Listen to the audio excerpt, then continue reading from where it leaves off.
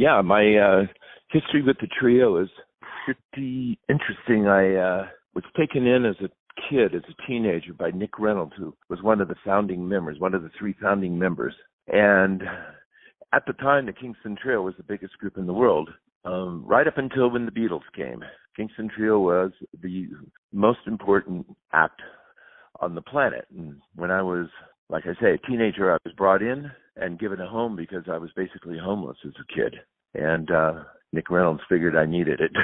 And he became my mentor, my best friend, almost a surrogate father. And it was at the very peak of the Kingston Trio, so I was exposed to everything that the Kingston Trio did and was related to.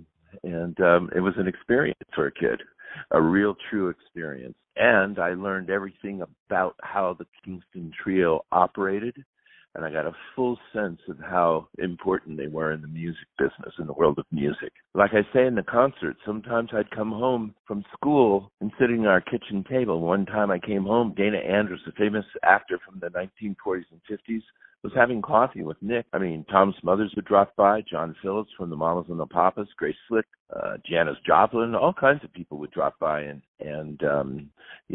that was the lifestyle. Yeah, so Bobby Shane, I had edited a nice little music video using the trio music, and Shane sent me a letter. He said, "This is really nice." He said, "I'm thinking of changing the face of the group." He said, "You might consider it," basically is what he said to me. And it was in 2014, so that's 9 years ago. And Tim and I started rehearsing, and we rehearsed and played and won the act for almost 2 years. And then in 2016, we actually took over as the Kingston Trio, and I think on 2017 or 2016, I don't remember, we came out and started performing as the latest edition of the Kingston Trio. They were rocky at first. There was a fan base that was very upset with the change of personnel, and the fans really loved the three that preceded us, and but Shane felt that it was time for a change,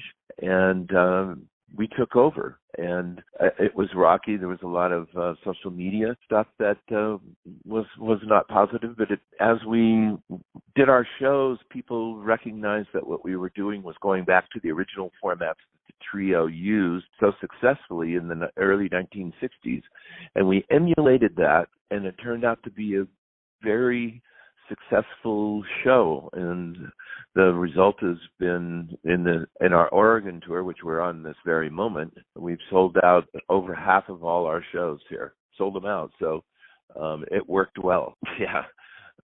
My best example is, and it happened again last night in Bend, Oregon. We played to a sold-out audience, and this is what happened. Some kid came up to us after the show. He had been taken to the show under duress by his grandmother.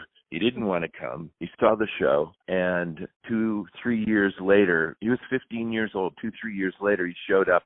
He showed up with his guitar, wanting it signed, and he knew all the songs. Yeah, and that's been typical of the experience.